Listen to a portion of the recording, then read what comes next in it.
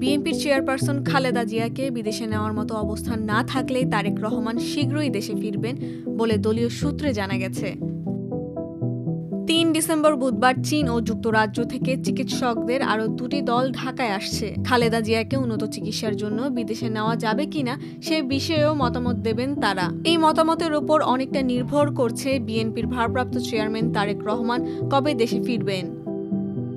এর আগে মঙ্গলবার বিএনপির মহাসচিব মির্জা ফখরুল ইসলাম আলমগীরও প্রায় একই রকম ইঙ্গিত দিয়েছেন। তিনি বলেন, খালেদা জিয়াকে বিদেশে নেওয়ার মতো শারীরিক অবস্থা পর্যবেক্ষণের পর তারেক রহমান দেশে ফেরার সিদ্ধান্ত নেবেন। আর খালেদা জিয়ার শারীরিক পরিস্থিতি অপরিবর্তিত থাকলে শীঘ্রই দেশে ফিরবেন তারেক রহমান।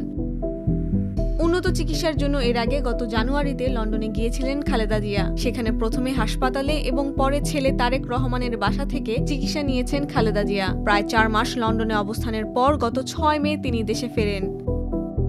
সম্প্রতি খালেদা জিয়ার জীবন সংকটাপন্ন হয়ে উঠলে গত শুক্রবার শোনা যাচ্ছিল তারেক রহমান দ্রুতই দেশে ফিরছেন। এই প্রেক্ষাপটে বাংলাদেশ সময় গত শনিবার ২৯ নভেম্বর নিজের ভেরিফাইড ফেসবুক পেজে একটি পোস্ট দেন তারেক রহমান।